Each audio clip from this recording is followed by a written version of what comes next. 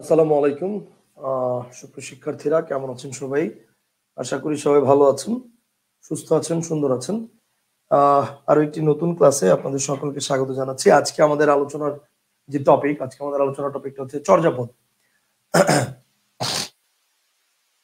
সাহিত্যর যে অংশটি রয়েছে সেই অংশটির মধ্যে চর্যাপদ একটা ভালো জায়গা এবং যে জায়গা থেকে প্রশ্ন আসবেই বা আসেই। তো চর্যাপদ নিয়ে অনেক তথ্য অনেক রকম ভাবেই পাওয়া যায়। একটু আগে কিন্তু আমি আপনাদের যে গ্রুপটা রয়েছে সেই গ্রুপে কিন্তু আমি ওই যারা সাহিত্যের উপর আমার একটা নোট দেওয়ার কথা ছিল সেই নোটটাও কিন্তু আমি দিয়েছি। পিএসসির 11 জন লেখকের যে লিস্ট, ওই লিস্টের মধ্যে ম্যাক্সিমাম প্রায় 8 জনেরটাই দেওয়া হয়েছে, 2-3 জনেরটা দেওয়া হয়নি, সেটা আমি দিয়ে দিব পরে, ঠিক আছে? আচ্ছা, তো এখন আমরা আজকে আলোচনা করবো হচ্ছে চর্যাপদ নিয়ে, এবং ক্লাসের শেষে আমি চর্যাপদের এই পুরো ফাইলের যে পিডিএফ ফাইলটা একটু আগে যেটা দিয়ে দিয়েছি, ওই 11 জন লেখকেরটা যেমন দিয়েছি এরকম এইটাও অর্থাৎ চর্যাপদের এটাও আমি দিয়ে দিব একটু পরে, ঠিক আছে? সো ক্লাসের পরে এটাও আপনারা পেয়ে যাবেন। জাস্ট আমরা ক্লাস শুরু করবো, বাট আমাকে একটু জানান যে আপনারা আমার সাউন্ড এবং ভিডিও শুনতে পাচ্ছেন কিনা। যদি সাউন্ড এবং ভিডিও শুনতে পান তাহলে হচ্ছে আমরা আমাদের আলোচনা শুরু করে দিব। আমাকে জাস্ট একটু জানাবেন যে কজনই লাইভে আছেন, লাইভে ক্লাস করবেন, বাকিরা তো পরে রেকর্ড করবেন জানি। তো লাইভে যারা ক্লাস করবেন আমাকে একটু জানাবেন যে আপনারা সাউন্ড এবং ভিডিওটা কি ঠিক মতো শুনতে পাচ্ছেন কিনা এবং দেখতে পাচ্ছেন কিনা। যদি সবকিছু ঠিকঠাক থাকে তাহলে আমরা আমাদের আলোচনা শুরু করে দিব। আচ্ছা, ক্লিয়ার আছে, thank you. Okay, fine, clear আছে, থ্যাংক ইউ। তাহলে দেখেন, প্রথমে আমরা চর্যাপদ নিয়ে আলোচনা করবো, বাট চর্যাপদ নিয়ে আলোচনা করার আগে প্রথমে হচ্ছে বাংলা সাহিত্য যে বিষয়টি, এই সাহিত্য বিষয়টা কোথা থেকে আসলো বা সাহিত্য বিষয়টা কি রিলেটেড, এই বিষয়গুলো নিয়ে আমরা একটু কোশ্চেন দেখি, একটু কেমন ধরনের কোশ্চেন আসে পরীক্ষা, বা কি কি ধরনের কি কি টাইপস অফ বিষয় এখানে আছে আলোচনা করার মতো, সেই জিনিসগুলো একটু দেখি আমরা। আসেন, 1 মিনিট।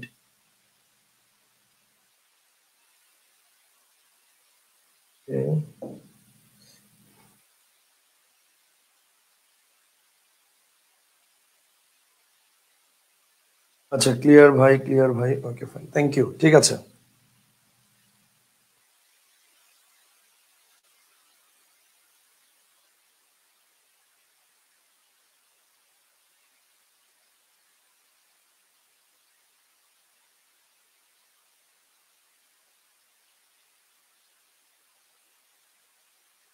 ওকে ফাইন, ঠিক আছে। এবার দেখেন, তাহলে এখন আমরা দেখতেছি এখানে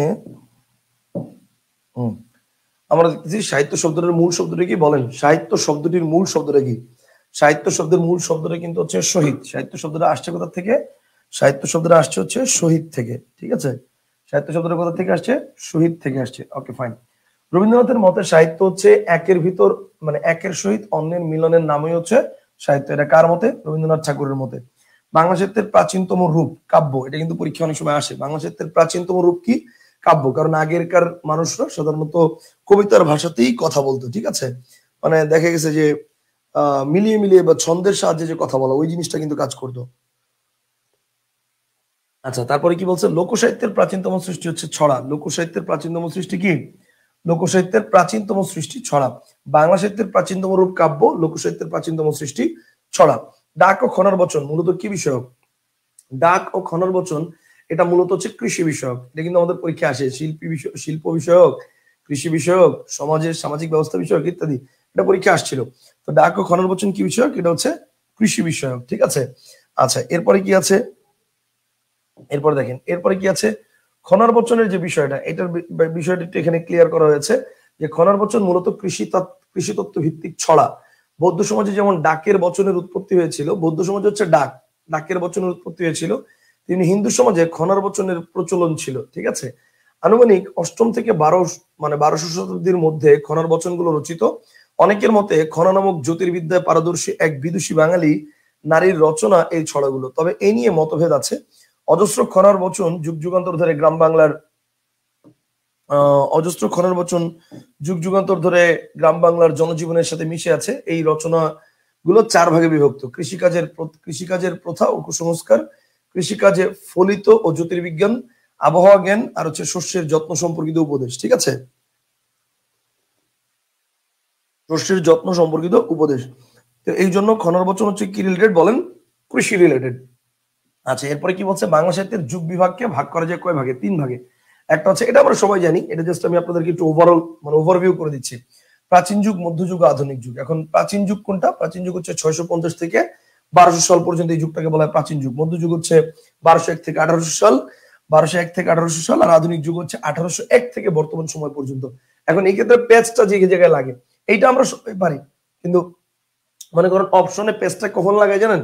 মনে করেন মধ্যযুগের সময়সীমা কত, এটা পরীক্ষায় দিয়ে অপশন দেয় 1200 থেকে 1800, 1201 থেকে 1800, তখন স্টুডেন্টরা পেজ লাগায় দেয় কিরে 1200 থেকে 1800 নাকি 1201 থেকে 1800। আবার আরেকটা দেয় মনে করেন যে 1201 থেকে মানে 1201 থেকে 1799, ঠিক আছে, 1201 থেকে 1799, আরেকটা দেয় 1201 থেকে 1801।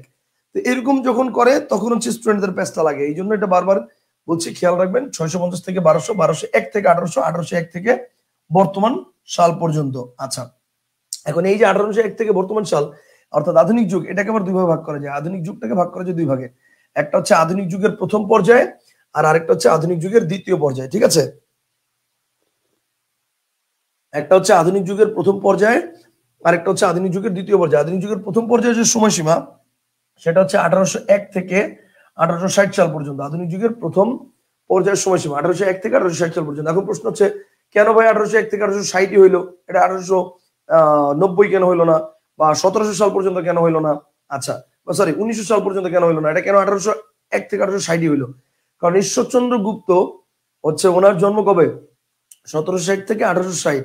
এই 100 বছরটাকে বলা হয় কি? যুগ সন্ধিক্ষণের কাল। এই 1860 সাল হচ্ছে ঈশ্বরচন্দ্র গুপ্ত মারা যান, এবং ওনার সাথে সাথে আধুনিক যুগের প্রথম পর্যায়ের যে ধাপ, সেই ধাপটা শেষ হয়ে যায়। এবং এই কারণে 1801 থেকে 1860 সাল পর্যন্ত আধুনিক যুগের প্রথম পর্যায়ে, আধুনিক যুগের দ্বিতীয় পর্যায়ে হচ্ছে 1861 সাল থেকে বর্তমান পর্যন্ত। এবারে দেখেন, প্রকৃতপক্ষে 1860 সালে মাইকেল মধুসূদন দত্ত রচিত ও প্লাস 1860 সালে মাইকেল মধুসূদন দত্ত রচিত তিলোত্তমা সম্ভব কাব্য প্রকাশিত হওয়ার মাধ্যমে বাংলা সাহিত্যের আধুনিক যুগের সূত্রপাত ঘটে। এটাও কিন্তু একটা বড় ফ্যাক্ট। 1861 সালে কি হয়? তিলোত্তমা সম্ভব, তিলোত্তমা সম্ভব রচিত হয় মাইকেল মধুসূদন দত্ত, এবং তারপরে কি হয়? তারপর হচ্ছে বাংলা সাহিত্যের নতুন যুগের উন্মোচন ঘটে। কথা বুঝতে পারছেন? এরপরে দেখেন বাংলা সাহিত্যের অন্ধকার যুগের সময়সীমা কত। আচ্ছা, অন্ধকার যুগের সময়সীমা হচ্ছে 1201 থেকে 1350 সাল পর্যন্ত সময়। এখন প্রশ্ন হচ্ছে, এই সময়টাকে কেন অন্ধকার যুগ বলা হতো? এই সময়টাকে অন্ধকার যুগ বলা হতো কারণ এই সময়ে উল্লেখযোগ্য তেমন কোনো রচনা পাওয়া যায় না। কিন্তু একবারেই যে পাওয়া যায় না তা না, ওই সময় দুইটা বই পাওয়া গেছে। একটা হচ্ছে শূন্য পুরাণ, আরেকটা হচ্ছে শেখ শুভদয়া, ঠিক আছে। একটা হচ্ছে শূন্য পুরাণ রামাই পণ্ডিতের, আরেকটা হচ্ছে শেখ শুভদয়া, ঠিক আছে। তো হলায়ুদ মিশ্রের শেখ শুভদয়া। এখন কথা হচ্ছে, মানে উল্লেখযোগ্য খুব একটা সাহিত্য পাওয়া যায় না বিধায় ওই সময়টাকে বলা হয় 1201 থেকে 1350 সাল পর্যন্ত, এই 150 বছরকে বলা হয় বাংলা সাহিত্যের অন্ধকার যুগ। আচ্ছা, চৈতন্য পূর্ব প্রাক চৈতন্য যুগ হচ্ছে 1351 থেকে 1500 সাল পর্যন্ত সময়। বাংলা সাহিত্যের চৈতন্য যুগ এটা হচ্ছে 16 শতাব্দী বা 16 শতক। ডক্টর অসিত কুমার বন্দ্যোপাধ্যায়ের মতে চৈতন্য যুগের সময়সীমা 1501 থেকে 1600 সাল। এখন এইগুলা সাধারণত এই যে অসিত কুমার বন্দ্যোপাধ্যায়, সুনীতি কুমার বন্দ্যোপাধ্যায়, চৈতন্য যুগের সময়সীমা 1500 থেকে 1600 সাল, এটা হচ্ছে এই যে দেখেন পেজটা কোথায়। ডক্টর অসিত কুমার বন্দ্যোপাধ্যায়ের মতো চৈতন্য যুগের সময়সীমা 1501 থেকে 1600 সাল, আর এটা হচ্ছে ডক্টর সুনীতি কুমার বন্দ্যোপাধ্যায়ের মতো 1500 থেকে 1600 সাল। ডিফারেন্সটা কিন্তু খুব বেশি না, কিন্তু হয়তো তাদের বইতে যখন লেখা হয়েছে, একজনের বইতে লিখছে 1500 থেকে 1600, একজনের বইতে লিখছে 1501 থেকে 1600 সাল। সেটা হচ্ছে প্যাচ। এই জিনিসগুলো হচ্ছে মাঝে মাঝে একটু স্টুডেন্টদেরকে কনফিউজ করে। যাই হোক, চৈতন্য যুগটা এটা খুব রেয়ার পরীক্ষা আসে, সো এই ইনফরমেশন আপনার মানে একবার চোখের দেখা মানে দেখলেন, এটা খুব বেশি এমন না যে এটা আপনাকে মুখস্থ করে যেতে হবে, এরকম না, ঠিক আছে। ওকে ফাইন, এরপর আসেন।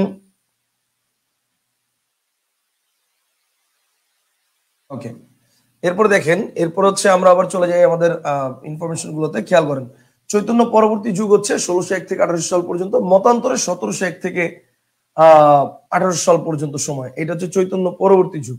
আচ্ছা, এখন মধ্যযুগের সময়সীমা, এই যে মধ্যযুগের সময়সীমা, এটা হচ্ছে ফ্যাক্ট।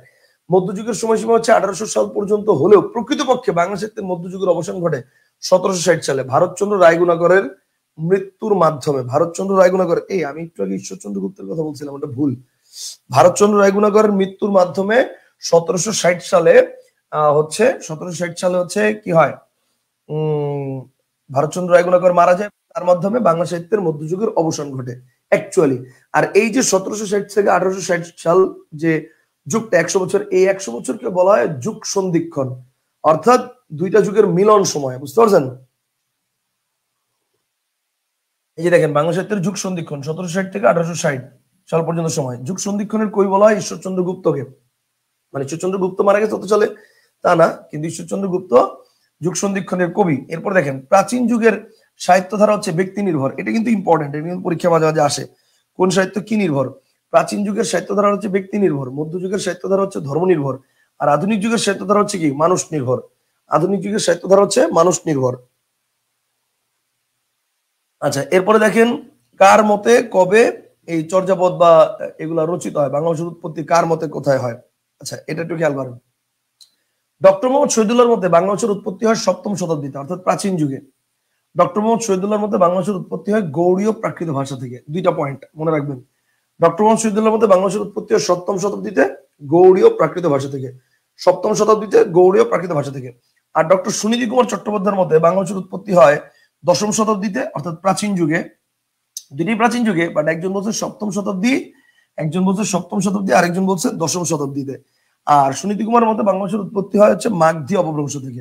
ডক্টর মোহাম্মদ শহীদুল্লাহ বলছে গৌড়ীয় প্রাকৃত থেকে, ঠিক আছে, আর সুনীতি কুমার বলছে মাগধী অপভ্রংশ থেকে। এখন প্রশ্ন হচ্ছে স্যার পরীক্ষার হলে যদি দুইটাই দেওয়া থাকে তাহলে আমরা কি করব? দেখেন বাংলা ভাষার প্রেক্ষাপটে বা বাংলা ভাষার মানে সাহিত্য বিকাশে ডক্টর মোহাম্মদ শহীদুল্লাহ এবং সুনীতি কুমার দুজনেরই মানে অনেক বেশি অবদান রয়েছে।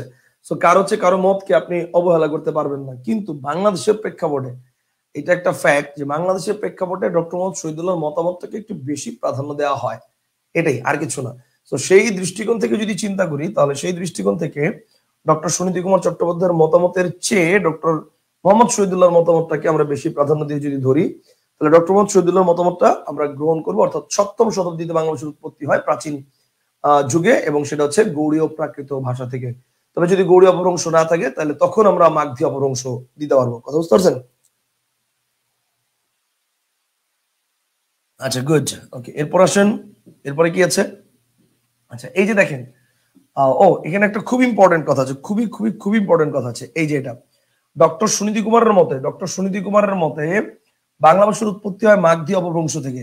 এখন এই যে ডক্টর সুনীতি কুমারের মতে বাংলা ভাষার উৎপত্তি হয় মাগধী অপভ্রংশ থেকে, এটা কিন্তু একবার পরীক্ষা আসছিল। একটু ক্লিয়ার করে দিচ্ছি, খেয়াল করেন, এটার ব্যাপারটা একটু ক্লিয়ার করে দিচ্ছি। ব্যাপারটা খেয়াল করে দেখেন, আসলে এটা সরাসরি ডক্টর সুনীতি কুমার চট্টোপাধ্যায় বলেননি। বাজারের প্রচলিত অনেক বইয়ে, বাজারের প্রচলিত অনেক বইয়ে এটা বিভ্রান্তিকর, এটা নিয়ে বিভ্রান্তিকর তথ্য দেওয়া আছে। হুমায়ুন আজাদ রচিত কত নদী সরোবর বা বাংলা ভাষার জীবনী গ্রন্থে, ডক্টর মোহাম্মদ শহীদুল্লাহ রচিত বাংলা ভাষার ইতিবৃত্ত গ্রন্থে, মানে দুইটা গ্রন্থের রেফারেন্স দিয়েছি আমি, বাংলা ভাষার ইতিবৃত্ত গ্রন্থে স্পষ্টতই উল্লেখ আছে বাংলা ভাষার উৎপত্তি হয় মাগধী অপভ্রংশ থেকে। এ কথা প্রথম বলেছেন জর্জ গ্রিয়ারসন, অর্থাৎ জর্জ আব্রাহাম গ্রিয়ারসন। এইটা উনি প্রথম বলছেন যে বাংলা ভাষার উৎপত্তি হয় মাগধী অপভ্রংশ থেকে। এই কথা প্রথম বলেছেন জর্জ আব্রাহাম গ্রিয়ারসন। আর ডক্টর সুনীতি কুমার চট্টোপাধ্যায় তার পরবর্তীতে তার original development of Bengali language অর্থাৎ ওডিবিএল যে গ্রন্থ, সেই ওডিবিএল গ্রন্থে এই মত সমর্থন করেছেন। তার মানে মতামতটা প্রথম কিন্তু ডক্টর সুনীতি কুমার চট্টোপাধ্যায় দেয় নাই, মতামতটা দিয়েছে হচ্ছে মানে বাংলা ভাষার উৎপত্তি যে মাগধী অপভ্রংশ থেকে, এই মতামতটা দিয়েছেন হচ্ছে প্রথম বলেছেন জর্জ আব্রাহাম গ্রিয়ারসন। যদি অপশনে জর্জ আব্রাহাম গ্রিয়ারসন থাকে তাহলে এটা হচ্ছে বেস্ট অ্যান্সার, কিন্তু অপশনে যদি জর্জ আব্রাহাম গ্রিয়ারসন না থাকে তখন ডক্টর সুনীতি কুমার চট্টোপাধ্যায় আমরা দাগাতে পারবো। ঠিক আছে, তাহলে ব্যাপারটা হচ্ছে সুনীতি কুমার চট্টোপাধ্যায় পরবর্তীতে এটা সমর্থন করেছেন। সুতরাং প্রতিযোগিতামূলক পরীক্ষার প্রশ্নে এরূপ প্রশ্ন আসলে যে বাংলা ভাষার উৎপত্তি হয় কোথা থেকে, তাহলে মাগধী অপভ্রংশ থেকে, এই কথা প্রথম কে বলেছেন? উত্তর হবে জর্জ গ্রিয়ারসন। যদি অপশনে জর্জ গ্রিয়ারসন না থাকে, তবে অপশনে জর্জ গ্রিয়ারসন না থাকলে ডক্টর মোহাম্মদ মানে ডক্টর সুনীতি কুমার এটা বেস্ট অ্যান্সার তখন হবে। কনসেপ্টটা কি ক্লিয়ার? আশা করি আপনারা বুঝতে পারছেন। ওকে, আশা করি আপনারা বুঝতে পারছেন, বুঝছেন জিনিসটা কি ক্লিয়ার? একটু জানান যারা অনলাইনে লাইভ ক্লাস করছেন জিনিসটা বুঝতে পারছেন কিনা,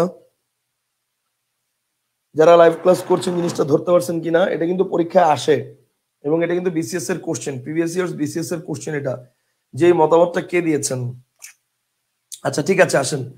জি স্যার, ক্লিয়ার ভাই, ওকে ফাইন, ঠিক আছে। পরের পয়েন্টে আসি। পৃথিবীর আদি ভাষার নাম হচ্ছে ইন্দো ইউরোপীয় ভাষা। ওকে, পৃথিবীর আদি ভাষার নাম হচ্ছে ইন্দো ইউরোপীয় ভাষা। ইন্দো ইউরোপীয় ভাষার প্রধান শাখা হচ্ছে দুইটা, একটা হচ্ছে কেন্তম, একটা হচ্ছে শতম। দুইটা শাখা, একটা হচ্ছে কেন্তম, একটা হচ্ছে শতম। ইন্দো ইউরোপীয় ভাষার যে শাখা থেকে বাংলা ভাষার উৎপত্তি হয় তার নাম হচ্ছে শতম। এগুলো সম্পর্কে আপনার আবার ওই যে অন্বেষণ বইতে বা ধ্রুব বইতে আপনার কাছে যেটা আছে সেটার মধ্যে দেখবেন সুন্দর করে চার্ট দেওয়া আছে। আচ্ছা, কিন্তু আমার শতম। এরপর হচ্ছে বাংলা লিপির উৎস। বাংলা লিপির উৎস হচ্ছে ব্রাহ্মী লিপি, এটা মৌর্য যুগের। আর যে ভাষায় বাংলা লেখা হয় তা হচ্ছে বঙ্গলিপি। বাংলা লিপির উৎস হচ্ছে ব্রাহ্মী লিপি, এটা মৌর্য যুগের। আর যে ভাষায় বাংলা লেখা হয় তা হচ্ছে বঙ্গলিপি। যে ভাষা থেকে বাংলা ভাষার উৎপত্তি হয়েছে সেটা হচ্ছে বঙ্গকামরূপী। বঙ্গকামরূপী থেকে বাংলার পাশাপাশি আরেকটি ভাষার উৎপত্তি হয়েছে যার নাম অসমীয়া। এই জন্য বাংলা ভাষার বোন বলা হয় অসমীয়া ভাষাকে। বাংলা ভাষার বোন বলা হয় কাকে? অসমীয়াকে। ঠিক আছে, তবে পরীক্ষা যদি আসে এখন বাংলা ভাষার ভাইকে, তাও কিন্তু অসমীয়াই হবে। মানে বাংলা ভাষার বোন বলা হয়েছে দেখে এটা যে ভাই বলা যাবে না এরকম না। Okay fine. এরপরে কি আছে দেখি আমরা একটু। এরপর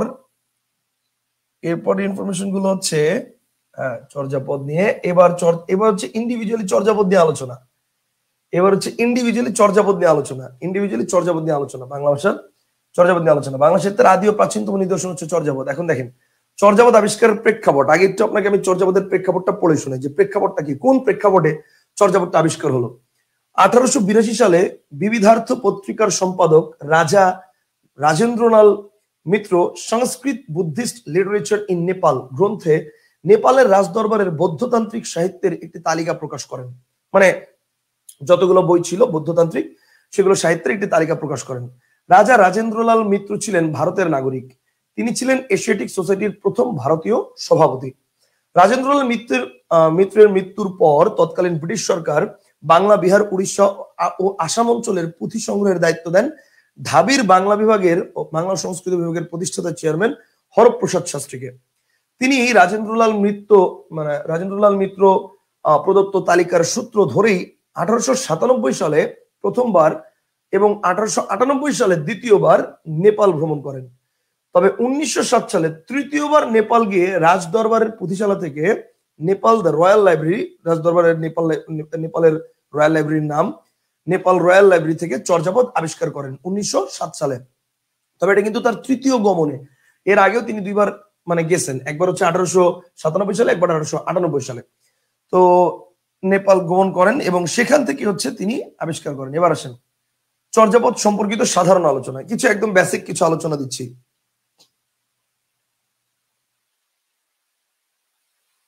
অন্বেষণ বইয়ের শব্দভাণ্ডারের ছবিগুলো গ্রুপে দিতে চেয়েছিলেন, মনে থাকে না ভাই। ক্লাসটা শেষ করার পর আর কিছু মনে থাকে না। ক্লাসটা শেষ করা হয়ে গেলেই সব ভুলে যাই। আচ্ছা, আমি এখনই ক্লাসের ছবি তুলে আমি এখনই এই ক্লাসের সাথে সাথেই আমি আপলোড করে দিচ্ছি। বই সামনে নিয়ে রাখলাম যাতে না ভুলা যাই। ওকে, ঠিক আছে, আমি আপলোড করে দিচ্ছি। আচ্ছা দেখেন, চর্যাপদ সম্পর্কিত সাধারণ আলোচনা। চর্যাপদের আবিষ্কারক মহামহোপাধ্যায় হরপ্রসাদ শাস্ত্রী। তার পারিবারিক পদবী ভট্টাচার্য। এটা কিন্তু পরীক্ষা আসে যে হরপ্রসাদ শাস্ত্রীর পারিবারিক পদবী কি? ভট্টাচার্য। মহামহোপাধ্যায় এবং শাস্ত্রী তার উপাধি ছিল, দুইটাই তার উপাধি। আচ্ছা, 1877 সালে সংস্কৃত কলেজ থেকে একমাত্র ছাত্র হিসেবে MA পরীক্ষায় প্রথম বিভাগে পাশ করেন এবং শাস্ত্রী উপাধি লাভ করেন। 1877 সালে সংস্কৃত কলেজ থেকে পাশ করার পরে শাস্ত্রী উপাধি লাভ করেন। পরে 1898 সালে তাকে মহামহোপাধ্যায় উপাধি দেওয়া হয়। চর্যাপদ রচিত হয় পাল শাসন আমলে। চর্যাপদের উৎস ধর্মচর্চা।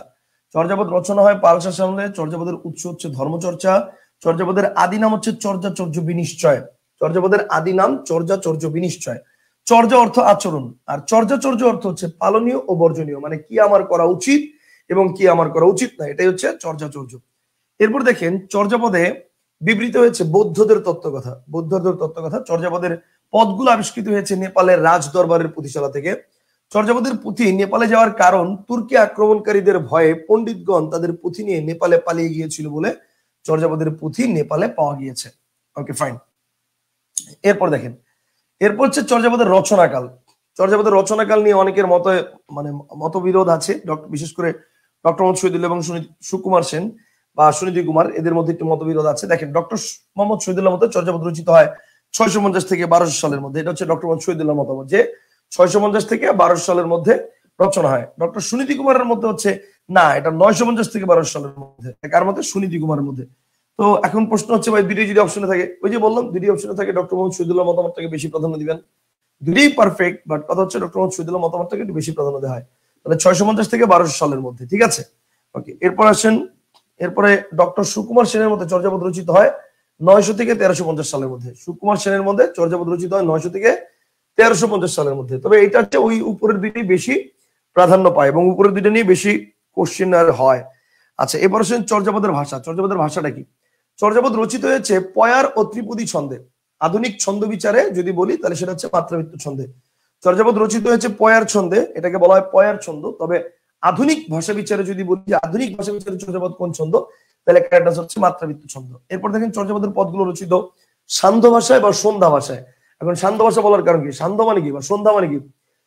মানে দিন আর রাতের যে মিলন স্থল, সেই সময়টাকে বলা সন্ধ্যা। তো চর্যাপদের ভাষাকে সন্ধ্যা ভাষা বলার কারণটা হচ্ছে এই ভাষাগুলো পড়ে পুরোপুরি ক্লিয়ারলি বোঝা যেত না যে আসলে কি বলছে। কথা বুঝতে পারছেন?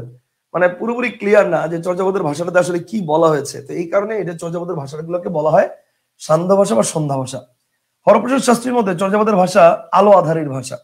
আচ্ছা, ডক্টর মোহাম্মদ শহীদুল্লাহর মধ্যে চর্যাপদের ভাষা বঙ্গগামরূপী।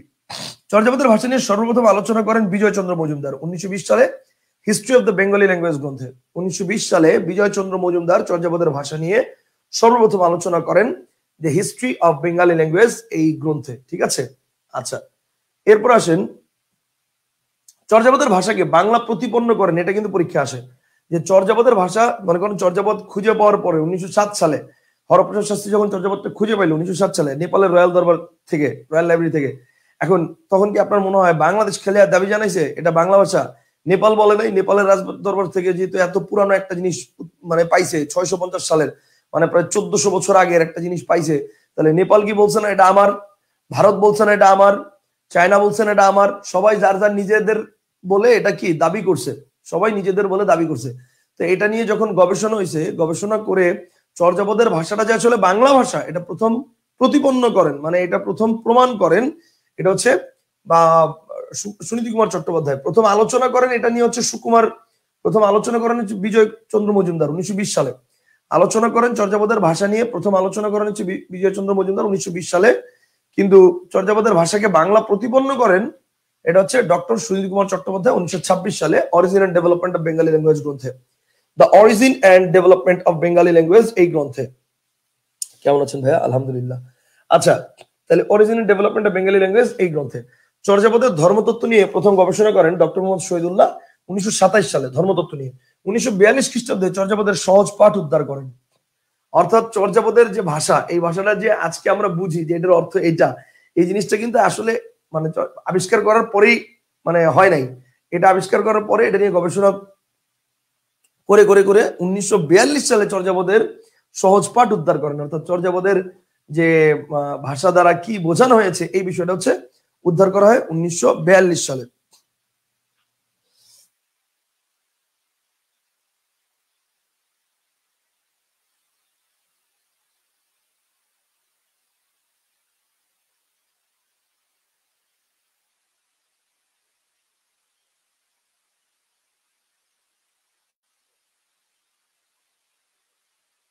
ওকে, এরপর দেখেন এটা হচ্ছে আবিষ্কার করেন 1942 সালে। এরপর দেখেন এরপর হচ্ছে চর্যাপদের সহজযান প্রসঙ্গে অন্তর্নিহিত তত্ত্বের ব্যাখ্যা করেন ডক্টর শশীভূষণ দাশগুপ্ত 1946 সালে। আচ্ছা, এরপরে কি বলছে? এরপরে বলছে হচ্ছে চর্যাপদের প্রকাশকাল। আচ্ছা, চর্যাপদ রচিত হয়েছে কবে এটা তো আমরা বুঝলাম। চর্যাপদ আবিষ্কৃত হয়েছে 1907 সালে, রচিত হয়েছে হচ্ছে আবিষ্কৃত হয়েছে 1907 সালে নেপালের রাজদরবার থেকে। কিন্তু রচিত হয়েছে কবে? ডক্টর মোহাম্মদ শহীদুল্লাহর মতে হচ্ছে সেই 650 থেকে 12 সালে, সুনীতি কুমারের মতে হচ্ছে আহ সুনীতি কুমারের মতো হচ্ছে 950 থেকে 12 সালে। ঠিক আছে, ওকে ফাইন। এরপর দেখেন এরপর হচ্ছে চর্যাপদের প্রকাশকাল। চর্যাপদ প্রকাশিত হয় 1907 সালে, মানে সরি 1907 সালে আবিষ্কার হলেও আবিষ্কারের 9 বছর পর চর্যাপদ প্রকাশিত হয় 1916 সালে বঙ্গীয় সাহিত্য পরিষদ কলকাতা থেকে। এবং একই বছর কিন্তু শ্রীকৃষ্ণ কীর্তনও হচ্ছে প্রকাশিত হয়। কথা বুঝতে পারছেন ভাই? প্রাইমারিতে কোন তথ্যগুলো গুরুত্বপূর্ণ বলে দেন, আমাদের তো বিসিএস এর মতো এত বিস্তারিত পড়ে মনে রাখতে পারি না। প্রাইমারিতে কোন তথ্যগুলো গুরুত্বপূর্ণ বলে দেন, আমাদের তো বিসিএস এর মতো এত বিস্তারিত পড়ে মনে রাখতে পারি না।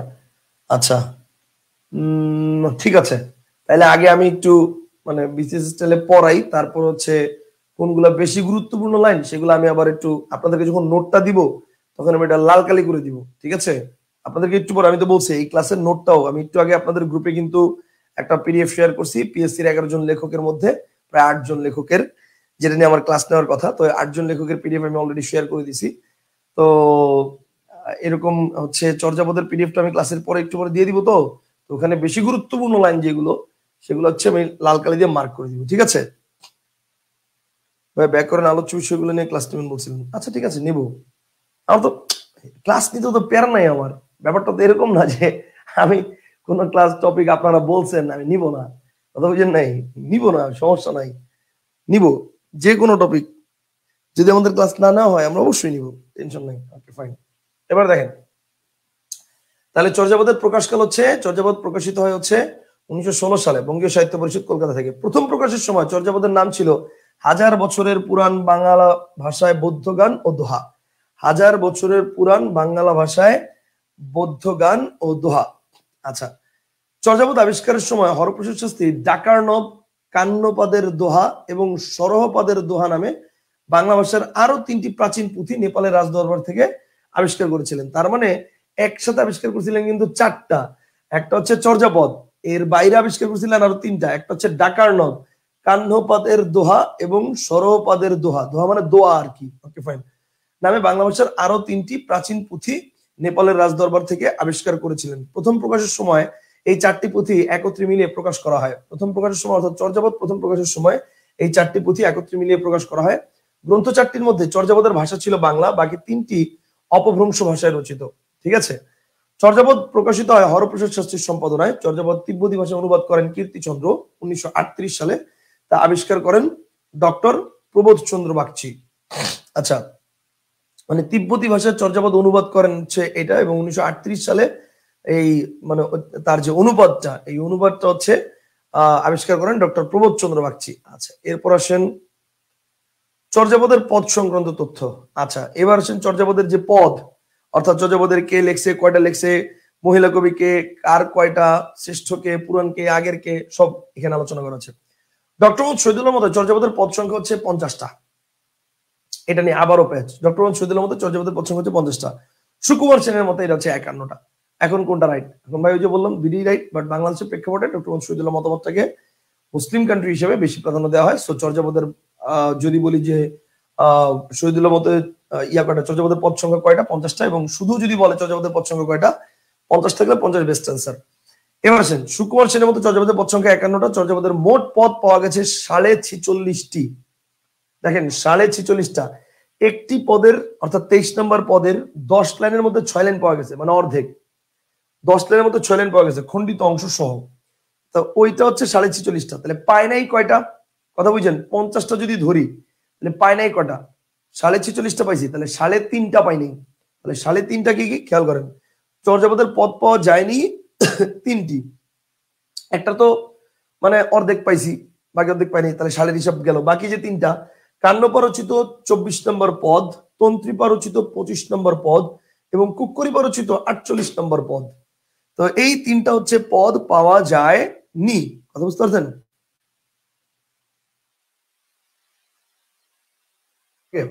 এই 3টা হচ্ছে পদ পাওয়া যায় নি। একটু লাইনে থাকেন 1 মিনিট।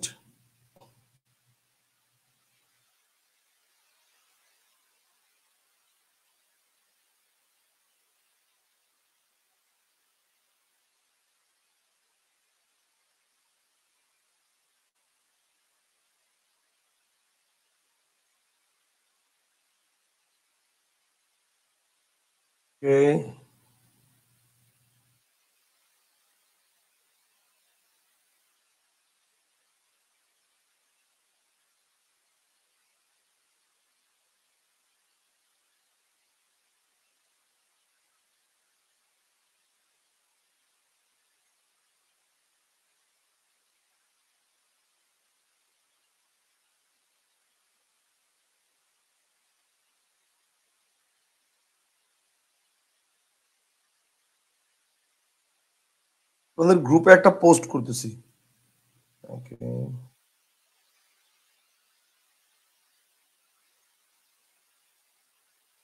23, 24 তারিখ রাতে, 24 তারিখ মানে বুধবার।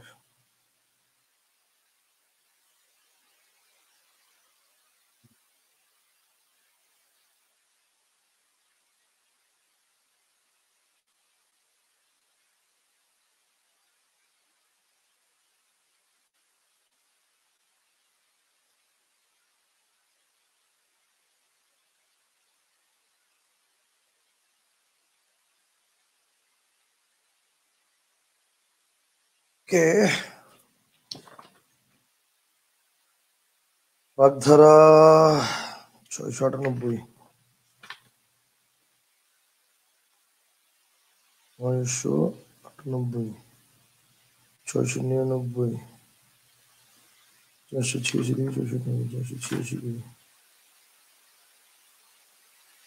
ছিয়াশি, মানে হচ্ছে এইটা। তার মানে 1, 2, 4, 5, 5.5, 499 থেকে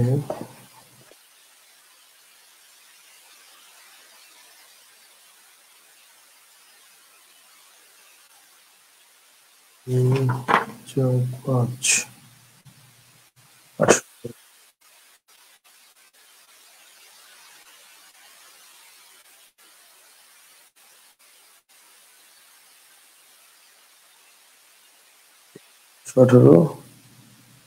18 শেষ করছি।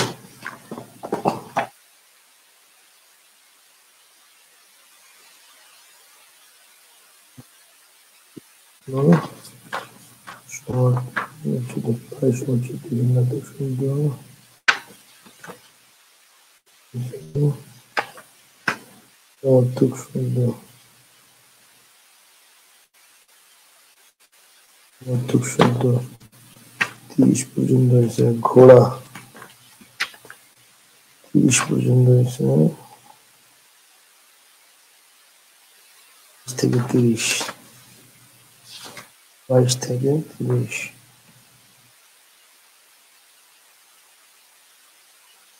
30 থেকে 44,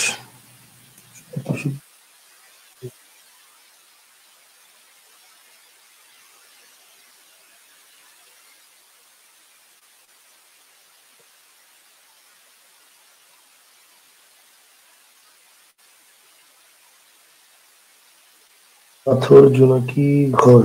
ওকে, পাথর 30,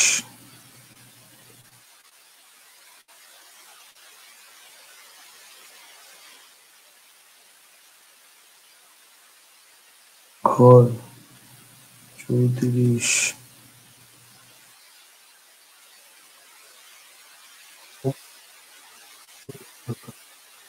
ভ্রমর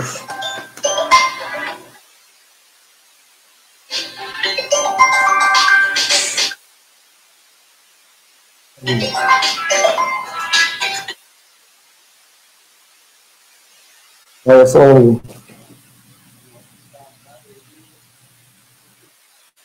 কথা বলছিলাম, ও মানে প্রথম কথা হচ্ছে আহমদুল্লাহ আসতে পারবে না, বলছে ভাই টানা 5 দিন আমার আসলে ওইভাবে হবে না। আর নীরবরে ফোন দিয়েছিলাম, নীরবের হচ্ছে গতকাল রাতে যখন ফোন দিয়েছিলাম চাচা মারা গেছে।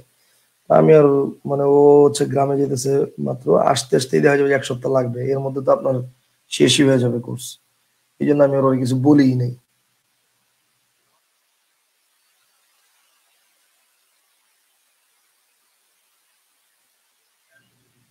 আমি তাহলে আজকে রাতে নীরবরে বলবো, কিন্তু ওর গতকালকে চাচা মারা গেছে দেখে আমি আর কিছু বলিনি।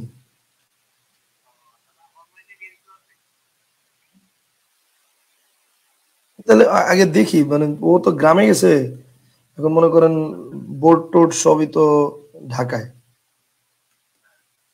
দেখি ও একটু স্বাভাবিক হোক, আমি দরকার হলে একদিন পরে ফোন দিয়া বলবো। আর আমি আজকে রাতে ইনশাল্লাহ আসতেছি ভাই, আমি টিকিট কাটে ফেলছি। আসসালামু আলাইকুম।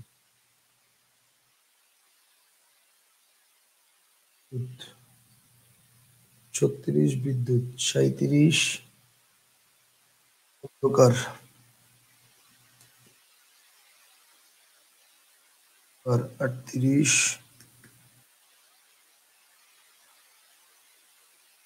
38 অন্ধকার, 38 রাত স্বর্গ, 38 রাত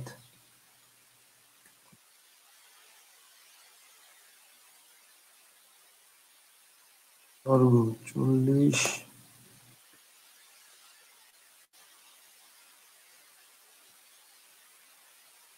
40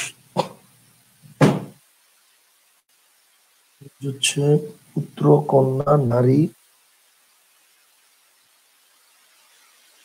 41 কন্যা নারী 43 স্ত্রী 43 44 কেশ 44 কেশ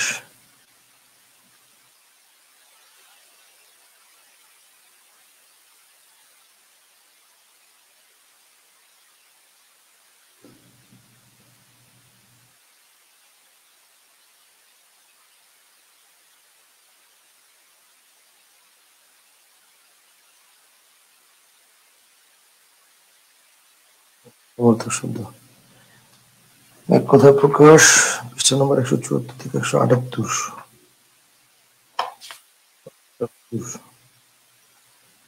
179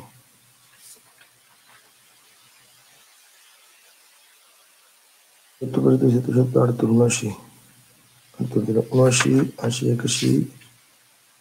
82 80 81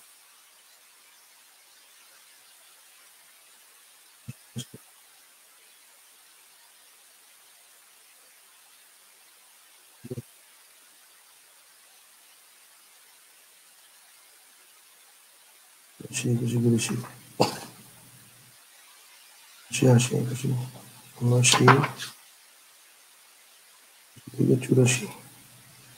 81 থেকে 84 79 থেকে 84 79 থেকে নম্বর 184 আচ্ছা এক কথা প্রকাশ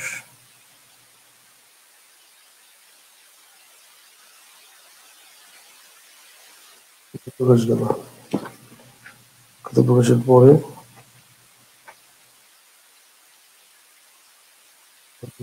হচ্ছে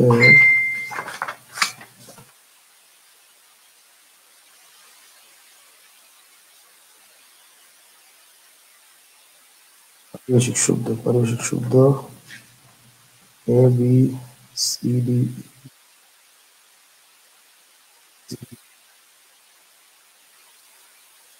পৃষ্ঠা 3 পৃষ্ঠা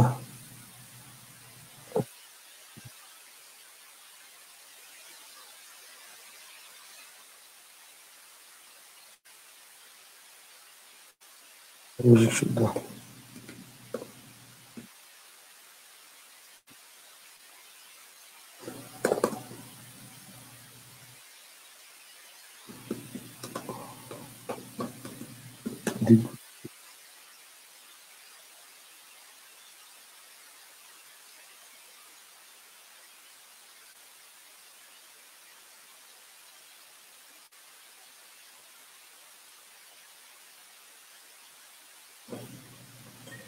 ওকে অধিক গুরুত্বপূর্ণ অংশের এ থেকে জি পর্যন্ত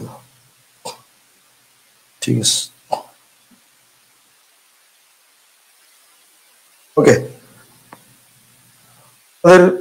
5 নম্বর পরীক্ষার হচ্ছে ইয়া দিয়ে দিলাম মানে পোস্ট করে দিছি ইতিমধ্যে দেখেন 5 নম্বর পরীক্ষা হচ্ছে এই 24 তারিখে ইনশাআল্লাহ নিয়ে নিব 24 তারিখে গ্রুপে পোস্ট করে দিছি ইতিমধ্যে ঠিক আছে পরীক্ষা থেকে মুখস্থ করা 5 আগামী 24 তারিখ এবং 24 তারিখের মানে ইয়াটা কি সেটা দিয়ে দিছি ঠিক আছে ওকে লাইভে দ্বারাই দিয়ে দিলাম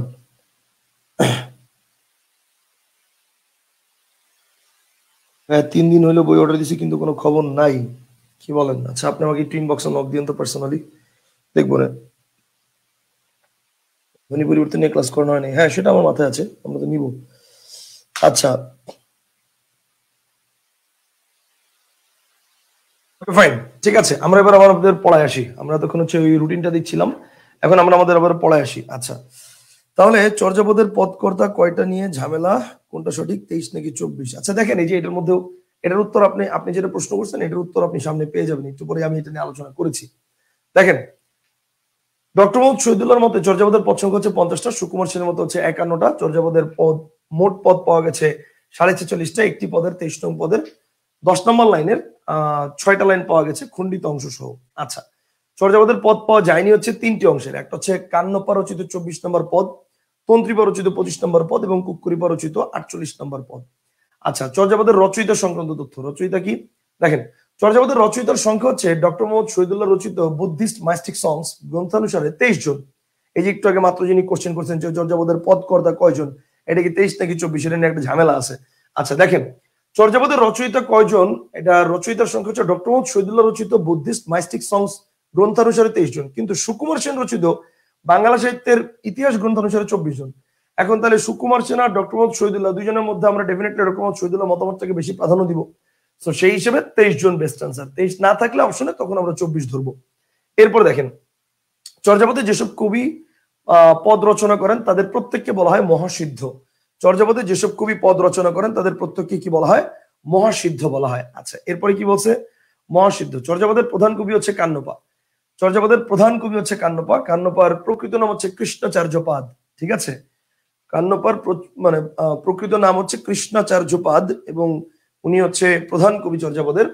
এবং চর্যাপদের কবি কান্নপাকে নায়ক হিসেবে উপস্থাপন করা হয়েছে কথাশিল্পী সেলিনা হোসেনের নীলময়ূরের যৌবন উপন্যাসে। এটা কিন্তু একটা এমসিকিউ পরীক্ষায় আসছিল যে চর্যাপদের কবি কান্নপাকে নায়ক হিসেবে উপস্থাপন করা হয়েছে কোথায়? ওকে, নীলময়ূরের যৌবন, এই যে উপন্যাসটা, এই উপন্যাসের মধ্যে এটাকে দেওয়া হয়েছিল।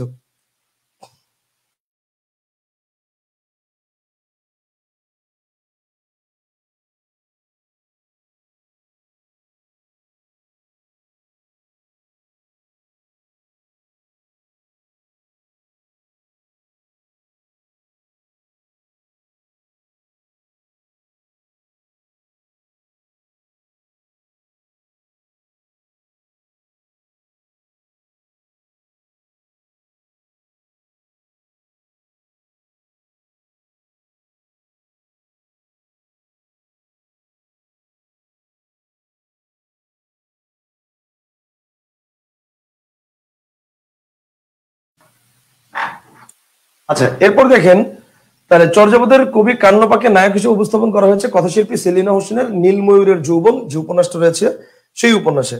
আচ্ছা, এরপর দেখেন, আরে ওকে, চর্যাপদের সর্বোচ্চ পদ রচয়িতা হচ্ছে কান্নপা। সর্বোচ্চ পদ রচয়িতা হচ্ছে কান্নপা। তিনি পদ রচনা করেন 13টি পদ রচিত করেন, তবে তার 12টি পদ পাওয়া গেছে, তার রচিত 24 নম্বর পদ পাওয়া যায়নি। ওকে, মোট 13টি পদ তিনি রচনা করেন, তার রচিত 12টি পদ পাওয়া গেছে, 13 নম্বর মানে 24 নম্বর পদ পাওয়া যায়নি। চর্যাপদের দ্বিতীয় সর্বোচ্চ পদ রচিত হচ্ছে ভুসুকুপা। চর্যাপদের দ্বিতীয় সর্বোচ্চ পদ রচিত হচ্ছে ভুসুকুপা এবং ভুসুকুপা হচ্ছে 8টি পদ রচনা করেন। কয়টি পদ? 8টি পদ। তার মানে প্রথম পদ রচিত করছে কান্নপা এবং তিনি রচনা করছেন 13টা পদ, পাওয়া গেছে 12টা পদ, 24 নম্বর পদ পায় নাই। দ্বিতীয় সর্বোচ্চ পদ রচিত হচ্ছে ভুসুকুপা, তিনি রচনা করছেন 8টা পদ এবং 8টা পদ পাওয়া গেছে। তবে এই ক্ষেত্রে ব্যাপারটা হচ্ছে ওনার নাম কিন্তু আসলে ভুসুকুপা না, ওনার প্রকৃত নাম কিন্তু অ্যাকচুয়ালি শান্তিদেব। ঠিক আছে, ভুসুকুপা ওনাকে কেন বলা হতো, এবং উনি 3টা কাজ করতেন। একটা হচ্ছে ভুক্তি, সুক্তি আর কুটির, মানে হচ্ছে গেলে খাইতেন, ঘুমাইতেন আর বাসা থাকতেন। ঠিক আছে, এই জন্য তাকে বলা হয় ভুসুকুপা। দেখেন, চর্যাপদের দ্বিতীয় সর্বোচ্চ পদ রচিত হচ্ছে ভুসুকুপা। চর্যাপদের যে কবি নিজেকে বাঙালি বলেছেন তিনি হচ্ছে ভুসুকুপা, তিনি মহারাষ্ট্রের রাজপুত্র ছিলেন। আচ্ছা, ভুসুকুপার প্রকৃত নাম হচ্ছে শান্তিদেব, কিন্তু তাকে ভুসুকুপা বলার কারণ তিনি শুধু কুটিরে থাকতেন আর হচ্ছে খেতেন আর ঘুমাতেন, তাই এই 3টি কাজের প্রথম বর্ণ নিয়ে তার নামকরণ করা হয়েছে। ভূ মানে ভুক্তি, সু মানে শক্তি মানে ঘুম, আর কু মানে কুটির, মানে খালি খাইতো, ঘুমাইতো আর বাসা থাকতো, কুটিরে থাকতো, এই জন্য এটা ওনার নাম হচ্ছে ভুসুকুপা। ঠিক আছে, আচ্ছা, এরপর দেখেন, চর্যাপদের তৃতীয় সর্বোচ্চ পদ রচিত হচ্ছে সরহপা। 4টি পদ, এটা হচ্ছে 4টি পদ রচনা করেন, তৃতীয় সর্বোচ্চ পদ রচয়িতা। আর এরপর বাকি যাদের আছে বেশিরভাগেরই হচ্ছে 2টা করে পদ, মাঝে মাঝে কিছু আছে যাদের 1টা পদ। আচ্ছা, চর্যাপদের মহিলা কবি হচ্ছে কুক্কুরিপা। চর্যাপদের মহিলা কবি হচ্ছে কুক্কুরিপা। এরপরে দেখেন, চর্যাপদের যে কবির নাম থাকলেও পদ পাওয়া যায়নি, লাড়ি ডম্বিপা। হ্যাঁ, ওনার নাম থাকলেও ওনার পদ পাওয়া যায়নি। চর্যাপদের যে কবির নাম থাকলো পদ পাওয়া যায়নি, লাড়ি ডম্বিপা। আচ্ছা, এরপর হচ্ছে চর্যাপদের টিকাকারের নাম মুনি দত্ত। আচ্ছা, টিকাকারকে দেখেন, টিকাকার মানে হচ্ছে যিনি কোনো কিছুকে হচ্ছে কি করেন, ব্যাখ্যা করেন। ঠিক আছে, তো টিকাকার হচ্ছে কি করেছেন, ব্যাখ্যা করেছেন। তো চর্যাপদের ভাষাটা তো একটু আমাদের জন্য কঠিন ভাষা ছিল, ঠিক না, প্রাঞ্জল ভাষা ছিল না আমাদের জন্য, আমাদের জন্য কঠিন ভাষা ছিল। তো এই ভাষাটাকে প্রাঞ্জল করেছেন এবং ব্যাখ্যা করেছেন, সেটা হচ্ছে মুনি দত্ত। তো মুনি দত্ত চর্যাপদের সকল পদ ব্যাখ্যা করলো, একটা পদের ব্যাখ্যা করেন না, এবং সেটা হচ্ছে 11 নম্বর পদ। চর্যাপদের যে পদটি টিকাকার কর্তৃক অব্যাখ্যাত এবং সেটা হচ্ছে 11 নম্বর পদ। ঠিক আছে, 11 নম্বর পদটা হচ্ছে চর্যাপদের প্রথম রচিত লুইপা হলে প্রথম কবি লুইপা হবে না? না, প্রথম চর্যাপদের প্রথম পদ রচয়িতা লুইপা হলেও প্রথম কবি লুইপা হবে না। এখন আসেন কেন? প্রথম রচয়িতা লুইপা হলেও প্রথম কবি লুইপা হবে না। আচ্ছা, এখন এখানে বিষয়টা হচ্ছে প্রথম কবি কি চর্যাপদের প্রথম কবি না বাংলা ভাষার প্রথম কবি? এখানে একটা বিষয় আছে। এটা কি চর্যাপদের প্রথম কবি না বাংলা ভাষার প্রথম কবি? যিনি প্রশ্নটা করেছেন যে চর্যাপদের প্রথম রচয়িতা লুইপা হলে প্রথম কবি কি লুইপা হবে না? এখন ব্যাপারটা হচ্ছে এরকম যে দেখেন, ব্যাপারটা হচ্ছে চর্যাপদের পদ কিন্তু মনে করেন যে বিক্ষিপ্তভাবে কি হয়েছে এটা পাওয়া গেছে। মনে করেন যে সবর পর একটা পদ, এটার একটা পদ, ওনার একটা পদ, ওনার একটা পদ। এটা কিন্তু ব্যাপারটা এরকম না যে সিরিয়াল বাই যে আগে লারিডম্বি পর পদ লিখছে, তারপরে সবর পর পদ, তারপরে কান্নপর পদ, তারপর ভুজুকুবার পদ, এরকম কিন্তু না যে প্রথম 13টা কান্নপার, পরের 13টা, পরের 8টা ভুজুকুবার, এরকম না। কান্নপার একটা, ভুজুকুবার একটা, আবার কান্নপার, আবার 2টা, আবার লারিডম্বিবার একটা, আবার কুকুরিবার একটা, আবার পরে যে দেখা গেছে 4-5টা পরে আবার কান্নপার 2টা, এরকম। তো এখন ব্যাপারটা হচ্ছে যখন যিনি যে পদটা লিখেছেন সেই পদটা তখন লিখে রাখা হয়েছে। এখন ব্যাপারটা হচ্ছে এই যে পদগুলো, এই পদগুলো চর্যাপদের মধ্যে যখন লেখা হয়, মানে স্থান পায়, চর্যাপদের মধ্যে যখন স্থান পায়, তো সেখানে প্রথম হচ্ছে লুইপার পদটা, অর্থাৎ যে কা তরু বড় পাঞ্চবিডাল চঞ্চল চেয়ে পৈঠাকাল, এই পদটা প্রথমে স্থান পায়। কিন্তু ওনার আগে সবরপা পদ লিখছিল, অর্থাৎ লুইপার চেয়েও আগে সবরপা পদ লিখছিল, কিন্তু ওই পদটা স্থান পাইছে চর্যাপদের পরে, কিন্তু এই পদটা উনি লিখছিলেন লুইপারও আগে। এই জন্য চর্যাপদের প্রাচীন কবি যদি বলা হয় তাহলে সবরপা বলা হয়। কথা বুঝতে পারছেন? আদি কবি বলা হইলে, প্রাচীন কবি বলা হইলে সেই ক্ষেত্রে বলা বাংলা ভাষার আদি কবি লুইপা বলা হয়, ঠিক আছে, কারণ প্রথম লুইপা। কিন্তু বলা হয় যদি চর্যাপদের প্রাচীন কবি হচ্ছে তখন বলা হয় সবরপা। কেন সবরপা? কারণ লুইপারও আগে সবরপা পদ লিখছিল। বুঝতে পারছেন? আচ্ছা, লুইপারও আগে কি সবরপা পদ লিখছিল, এটা পাবেন, আমি এগুলো সব ইনফরমেশন এখানে দেওয়া আছে, দেখেন। আচ্ছা, বাংলা ভাষার আদি কবিকে, এই যে দেখেন, বাংলা ভাষার আদি কবিকে বা প্রথম কবিকে, বাংলা ভাষার আদি কবি বা প্রথম কবি লুইপা, কেন চর্যাপদের প্রথম কবি লুইপা।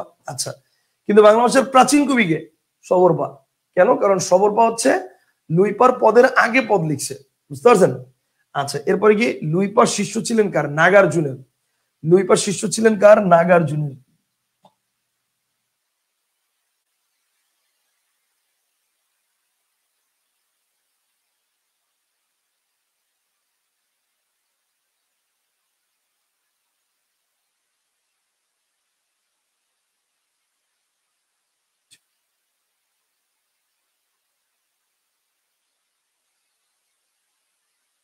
ফাইন, দেখেন, লুইপার শিষ্য ছিলেন কার? লুইপার শিষ্য ছিলেন হচ্ছে নাগার্জুনের। আচ্ছা, লুইপার শিষ্য ছিলেন হচ্ছে নাগার্জুনের শিষ্য সবরপার। তার মানে সবরপা কার শিষ্য ছিলেন? নাগার্জুনের। আর সবরপার শিষ্য ছিলেন কি? লুইপা। আচ্ছা, এরপর দেখেন, লুইপা চর্যাপদের পদ রচনা করেন 2টি, 1 নম্বর এবং 29 নম্বর। আর কুক্কুরিপা চর্যাপদের পদ রচনা করেন হচ্ছে 3টি। এটা হচ্ছে 2, 20, 48 নম্বর। 2, 20 ও 48 নম্বর হচ্ছে কুক্কুরিপা। আচ্ছা, এরপর হচ্ছেন সবরপা পদ রচনা করেন, মানে সবরপা চর্যাপদের পদ রচনা করেন 2টি, 28 নম্বর এবং আরেকটা হচ্ছে 50 নম্বর। 28 নম্বর এবং 50 নম্বর। সবরপা হচ্ছে পদ রচনা করেন 2টি, 28 নম্বর এবং 50 নম্বর। আচ্ছা, এরপর আসেন তন্ত্রীপা চর্যাপদের পদ রচনা করেন 1টি, 25 নম্বর। তার পদটি খুঁজে পাওয়া যায়নি, তবে মুনিদত্তের টিকায় তার পদের ব্যাখ্যা পাওয়া যায়। ঠিক আছে, মুনিদত্তের টিকায় তার পদের ব্যাখ্যা পাওয়া যায়। তার পদটা ডিরেক্টলি খুঁজে পাওয়া যায় নাই, মুনিদত্তের টিকায় তার পদের ব্যাখ্যা পাওয়া যায়। আচ্ছা আচ্ছা, এরপরে কি বলছে? চর্যাপদের বিখ্যাত কয়েকটা পদ নিয়ে এখানে দেওয়া আছে। কাতরু বড় পাঞ্চবিডাল চঞ্চল চেয়ে পৈঠাকাল, এটা চরণদ্বয়ের কবি হচ্ছে লুইপা, এবং এটা বিখ্যাত হওয়ার কারণ এটা চর্যাপদের প্রথম লাইন, তার মানে বাংলা ভাষার আদি কবির লাইন, লুইপার লাইন। এরপরে দেখেন, গণত তৈলা বাড়ি হে কুড়ারি কণ্ঠে নৈরামুনি বালি জাগন্তে সুখারি। চর্যাপদের কবি হচ্ছে মানে সবরপা, এবং এটা চর্যাপদের শেষ পদ। আমরা কেবলমাত্র চর্যাপদের প্রথম লাইনটা মনে রাখি, কিন্তু চর্যাপদের শেষ লাইনটা কি, এটাও কিন্তু অনেক সময় দেখা যায় যে হঠাৎ করে কোশ্চেনে আসতে পারে। তো চর্যাপদের শেষ লাইন হচ্ছে গণত তৈলা বাড়ি হে কুড়ারি, দেন হচ্ছে কণ্ঠে নৈরামুনি বালি জাগন্তে সুখারি। আচ্ছা, এটা হচ্ছে চর্যাপদের মানে চরণদ্বয়ের কবি। এই চরণদ্বয়ের কবি হচ্ছে সবরপা, এবং সবরপা হচ্ছে চর্যাপদের শেষ কবি। তার মানে চর্যাপদের আদি কবিকে লুইপা, আর শেষ কবি হচ্ছে সবরপা। স্যার 48 দিন আছে, ব্যাকরণ নিয়ে খুব কনফিডেন্স কম পাচ্ছি, কিছু বলেন কি করা উচিত? 48 দিন আছে, ব্যাকরণ নিয়ে খুব কনফিডেন্স কম পাচ্ছি। আচ্ছা, আপনি যে ব্যাকরণ নিয়ে খুব কনফিডেন্স কম পাচ্ছেন, এটা আসলে আপনার লেখার মধ্যেও প্রকাশ পাচ্ছে। আপনি কিন্তু লেখাটা ভুল লিখছেন। খুব মানে বেশি আর কম মানে কম, এটা কখনো একসাথে বসবে না। ঠিক আছে? এখানে হবে হচ্ছে 48 দিন আছে, ব্যাকরণ নিয়ে খুব মানে ব্যাকরণ নিয়ে কনফিডেন্স কম পাচ্ছি, খুব লেখা যাবে না। ঠিক আছে? মানে ব্যাপারটা হচ্ছে এরকম, সে বিল্লাল পরীক্ষায় সর্বাধিক কম নাম্বার পেয়েছে, মানে সবচেয়ে কম নাম্বার বেশি কম কম পেয়েছে। এখন সবচেয়ে বেশি কম নাম্বার পেয়েছে, ব্যাপারটা কেমন? সর্বাধিক মানে কি? মানে সবচেয়ে অধিক, মানে সবচেয়ে বেশি। তারপর আবার বলতেছি সর্বাধিক কম নাম্বার পেয়েছে। তো তার মানে কি? এটা ভুল, প্রয়োগ অপ্রয়োগের দিক থেকে। আপনার এই লেখাটাও কিন্তু সেই দিক থেকে ভুল। স্যার 48 দিন আছে, ব্যাকরণ নিয়ে কনফিডেন্স কম পাচ্ছি, এটা বলতে পারেন। খুব কনফিডেন্স কম পাচ্ছি, এটা কিন্তু ভুল। যাই হোক, এখন ব্যাপারটা হচ্ছে কনফিডেন্স বাড়ানোর উপায়টা কি? সেটা হচ্ছে মডেল টেস্ট দেন, বেশি বেশি করে মডেল টেস্ট দেন। ঠিক আছে? মডেল টেস্ট দেন, যত মডেল টেস্ট সলভ করবেন নতুন নতুন প্রশ্ন সামনে আসবে, প্রশ্নের ব্যাখ্যা সামনে আসবে। না পারলেও সমস্যা নাই, আপনি মডেল টেস্ট দিতে দিতে দিতে দিতে একটা সময় দেখবেন যে আপনার ওভারঅল সবকিছু ঠিক হয়ে গেছে। ঠিক আছে? আর হচ্ছে প্র্যাকটিস করতে থাকেন, প্র্যাকটিস করতে করতে ইনশাল্লাহ পারফেক্ট হয়ে যাবে। টেনশনে কিছু নাই, পড়ছেন তো সবই, 48 দিন আছে, পড়ছেন তো সবই। শেষ পদের অর্থটা যে কি, এটা আমি ভাই একবার মানে ঘাটছিলাম, পুরোটা আমি মানে বের করতে পারি নাই। বুঝতে পারছেন? কার বইতে জানি পড়ছিলাম আমি, বাট নোট করা হয় নাই আর পরে, সেই কারণে আমি এক্স্যাক্টলি এই মুহূর্তে আপনাদেরকে বলতে পারতেছি না, আন্তরিকভাবে দুঃখিত। প্রথম পদের অর্থটা আপনারা অনেকেই জানেন মোটামুটি। কা মানে হচ্ছে শরীর, তরু বড় মানে গাছের মতো, তরু বড়, তরু মানে গাছ, গাছের মতো, পাঞ্চবিদা যার 5টা ডাল আছে, অর্থাৎ মানুষের শরীরে যে পঞ্চ ইন্দ্রিয় আছে, সেই ইন্দ্রিয়টাকে বলা হয়েছে। চঞ্চল মানে সবসময় চঞ্চল থাকে, চিয়ে মানে সমস্ত, পৈঠাকাল মানে সময়। তো অর্থাৎ মানে মানুষের শরীরের যে 5টা ইন্দ্রিয়ের কথা আছে, সেই 5টা ইন্দ্রিয় মানে গাছের ডালের মতো, গাছের ডালের সাথে তুলনা করা হয়েছে, যে গাছের ডালের মতো মানুষের শরীরে 5টা ডাল আছে, অর্থাৎ মানুষের 5টা ইন্দ্রিয় আছে। যেই 5টা ইন্দ্রিয়ের মাধ্যমে মানুষ সবসময় চঞ্চল থাকে। গাছ যেমন তার 5টা ডালের মাধ্যমে সবসময় সে কি থাকে? চঞ্চল থাকে। এরকম মানুষের পঞ্চ ইন্দ্রিয়ের কথা হচ্ছে বলা হয়েছে এখানে। তো এটা হচ্ছে প্রথম লাইনের ব্যাখ্যা। কিন্তু এই যে লাইনটা, গণত গণত তৈলা বাড়ি হিয়া কুড়ারি কণ্ঠে নৈরামণি বালি জাগন্তি সুখারি, আমি আচ্ছা ঠিক আছে, আমি আজকের মধ্যে একটু এটার ব্যাখ্যাটা দেখি বের করার চেষ্টা করবো। মানে আগে কয়েকটা বইতে ঘেটে আমি পড়ছিলাম, বাট পরে ভুলে গেছি। আচ্ছা, লিখে রাখতে মনে নাই। চর্যাপদের কবি হচ্ছে সবরপা, চর্যাপদের শেষ পদ। এরপর দেখেন, দিবসহি বৌহি কাউহি ডরে না ভাই, রাতি পোহাইলে কামড়ু যাই। আচ্ছা, এই লাইনের ব্যাখ্যাটাকে আমি একটু বলছি। এই লাইনের ব্যাখ্যাটা হচ্ছে, দিবসহি বৌহি মানে দিনের বেলা কাউরে ভয় পাই না। ঠিক আছে? দিনের বেলা আমি কাউরে ভয় পাই না, কারণ রাতি হইলে কামরু যাই। রাতি হইলে কামরু যাই বলতে এখানে বোঝাচ্ছে যে রাত হইলে কাম সূত্র মানে ইয়া করার জন্য যায়, ওটা কি নির্লিপ্ত করার জন্য যায়, ব্যাপারটা হচ্ছে এরকম। ঠিক আছে? তো এটা হচ্ছে কুকুরিপা, মহিলা কবি, চর্যাপদের মহিলা কবি। দিবসহি বৌহি কাউহি ডরে না ভাই, মানে আমি দিনের বেলা কাউরে ডরাই না, রাতে হইলেই আমি মানে ইয়াতে যাই, কামরু যাই। আচ্ছা, এরপর হচ্ছে, এরপরে বলছে কি দেখেন, চর্যাপদের প্রবাদ বাক্য। আচ্ছা, চর্যাপদে মোট 6টি প্রবাদ বাক্য দেওয়া আছে এবং প্রত্যেকটার অর্থ আমি এখানে দিয়ে দিয়েছি। দেখেন, চর্যাপদে মোট প্রবাদ বাক্য পাওয়া যায় 6টি। এগুলো হচ্ছে, আপনা মাংসে হরিণা বৈরি, এটা হচ্ছে ভসুকুপা। আচ্ছা, আপনা মাংসে হরিণা বৈরি মানে কি? মানে হরিণের মাংসের জন্যই হরিণের শত্রুর সংখ্যা বেশি। এই কারণে হরিণের মাংসই হচ্ছে তার শরীরের শত্রু, কারণ হরিণের মাংসটা অনেক টেস্ট। তো হরিণের মাংসটা অনেক টেস্ট বিধায়, কারণ সব পশু এই জন্য কি করে, হরিণ, বাঘ, সিংহ বলেন বা মানে নেকড়ে বা হচ্ছে জাগুয়ার, এইসব পশু কি করে, হরিণ শিকার করতে বেশি পছন্দ করে, কারণ হরিণের মাংসটা অনেক টেস্ট। তো এই কারণে বলছে আপনা মাংসে হরিণা বৈরি, মানে নিজের মাংসের কারণেই হরিণ তার শত্রু। তার মানে ব্যাপারটা হচ্ছে হরিণের মাংসই তার জন্য শত্রু। বুঝতে পারছেন? আচ্ছা, এরপরে কি বলছে, দুহিলো দুধ কি বেন্টে সামায়। আচ্ছা, এটা হচ্ছে ঢেন্ডন পা। দুহিলো দুধ কি বেন্টে সামায় মানে হচ্ছে, যেই দুধ একবার ধোয়া হয়েছে, এই দুধ কি আর কখনো দুধের বাটের মধ্যে, বেন্টে মানে বাট থেকে, তো দুধের বাটের মধ্যে এটা কি আর ঢুকানো যাবে? মানে ব্যাপারটা হচ্ছে এরকম যে, দুহিলো দুধ কি বেন্টে সময় মানে হচ্ছে, দুধ যেটা একবার দহন করা হয়েছে, সেটা আর কখনো দুধের বাটের মধ্যে প্রবেশ করানো যাবে না। ওকে, ফাইন। তো এই যে দহন করা দুধ কি বাটে প্রবেশ করানো যায়? এরপর দেখেন, হালিত ভাত নাহি নীতি আবেশী। আচ্ছা, হালিত ভাত নেই নীতি আবেশী। আচ্ছা, এটার ব্যাপারটা কি? হালিতে ভাত নেই অথচ অতিথি এসে ভিড় করে। ঠিক আছে? মানে ব্যাপারটা হচ্ছে ওই যে মানে এমনিতেই পেটে নাই ভাত, তার উপরে বাসে আসছে মেহমান, তো এখন তারে কি সার্ভ করবো আমি? ব্যাপারটা হচ্ছে এরকম যে, হালিতে ভাত নিহি নাহি নীতি আবেশী, হালিতে ভাত নেই অথচ অতিথি এসে ভিড় করে।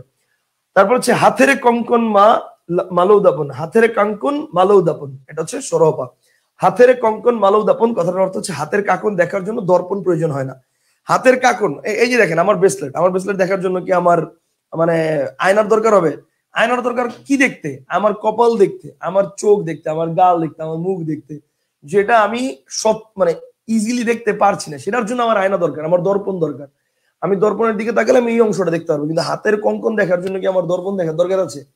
মানে ব্যাপারটা হচ্ছে এখানে এটা বোঝানো হয়েছে যে আমার খুব মানে খুব বেশি কাছের যদি না হয়, তাহলে তার জন্য আমার মানে সতর্কতা অবলম্বন করার মানে বিশ্বাস করার যে ব্যাপারটা, সতর্কতা বা বিশ্বাস যেটাই বলি না কেন, বিশ্বাস করার যে ব্যাপারটা, সেই বিষয়টা আমার প্রয়োজন হয় না যদি খুব বেশি আপন না হয়। ঠিক আছে, এখানে দেখেন, এখানে কি বলছে? হাতের কাঙ্কন দেখার জন্য দর্পণ প্রয়োজন হয় না।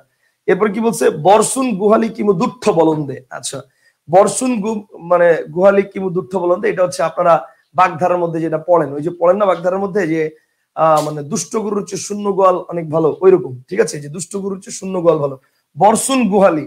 ঠিক আছে, মানে শূন্য গোয়াল ভালো। ঠিক আছে, বর মানে কি আশীর্বাদ দেয় না সেটা, তো বর্ষুন গুহালি, যে গোয়াল গ্যালিটি শূন্য সেটাও আশীর্বাদ। কিমু দুষ্ট বলন্দে, মানে দুষ্ট বলদের চেয়ে শূন্য গোয়াল ভালো, ব্যাপারটা হচ্ছে এরকম। আচ্ছা, এরপরে কি বলছে? আন চাহন্তে আন বিধবা, কঙ্কন পারচিত লাইন, আন চাহন্তে আন বিধবা। এক মিনিট,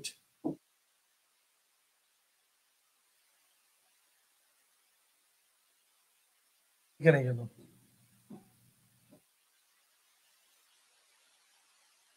এটা আমি পরে এডিট করে দিব, সমস্যা নেই। ওকে, এটা কিছু না, ওইটা ওইটা কিছু না, ওটা আপনার আপাতত এটার সাথে দেখার দরকার নাই। এবার দেখেন, তাহলে আন চাহন্তে আন বিধবা, এটা হচ্ছে কঙ্কন পাওয়া, অর্থাৎ অন্য চাহিতে অন্য বিনষ্ট। ঠিক আছে, অন্য চাহিতে অন্য বিনষ্ট। আচ্ছা, তার মানে ব্যাপারটা হচ্ছে মানে আমি অন্যের জন্য চাইতে গিয়া অন্যের জন্য বিনষ্ট করছি। ঠিক আছে, অন্য চাহিতে অন্য বিনষ্ট, আন চাহন্তে আন বিধবা। ওকে, ফাইন। এরপর দেখেন, আচ্ছা, এরপরে কি আছে? চর্যাপদ সম্পর্কিত অতিরিক্ত তথ্য, মোটামুটি ইম্পর্টেন্ট তথ্য যা আছে এগুলো আমরা শেষ করে ফেলছি। এবার ইম্পর্টেন্ট অতিরিক্ত তথ্য। অতিরিক্ত তথ্য কি? দেখেন, অতিরিক্ত তথ্য হচ্ছে সম্পূর্ণ চর্যাপদ প্রথম মুখস্থ করেন ঢাকা বিশ্ববিদ্যালয়ের জাকেরুল ইসলাম কায়েস। তিনি ঢাকা বিশ্ববিদ্যালয়ের বাংলা বিভাগের ছাত্র। সম্পূর্ণ চর্যাপদ তিনি প্রথম মুখস্থ করেন জাকেরুল ইসলাম কায়েস। তিনি ঢাকা বিশ্ববিদ্যালয়ের বাংলা বিভাগের ছাত্র। 2014 সালের 6 মে ঢাকা বিশ্ববিদ্যালয়ের আর.সি মজুমদার মিলনায়তনে এক অনুষ্ঠানে তিনি চর্যাপদ মুখস্থ পাঠ করেন। চর্যাপদ ইংরেজি ভাষায় অনুবাদ করেন জসিমউদ্দিনের কন্যা হাসনা জসিমউদ্দিন মওদুদ।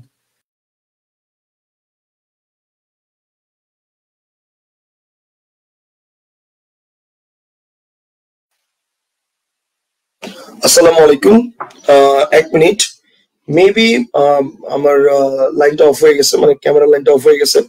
আমি হচ্ছে ক্যামেরার এটা রিচেক করছি, এক মিনিট একটু লাইনে থাকেন।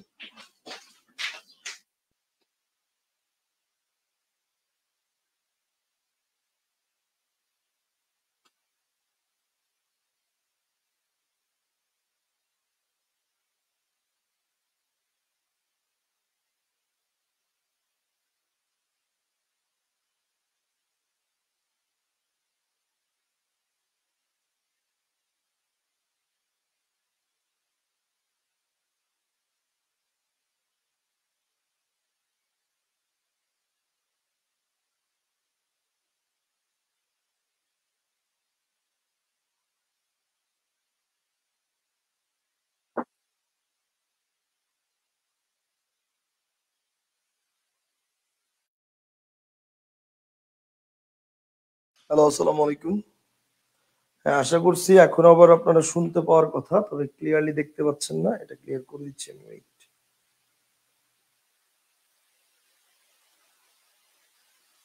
ক্লিয়ার আছে এখন?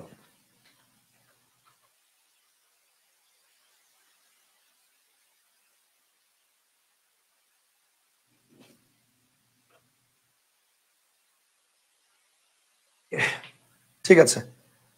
আহ হয়তো ব্যারিস্টার মওদুদ আহমেদের স্ত্রী হাসনা মওদুদ। হ্যাঁ, ওকে।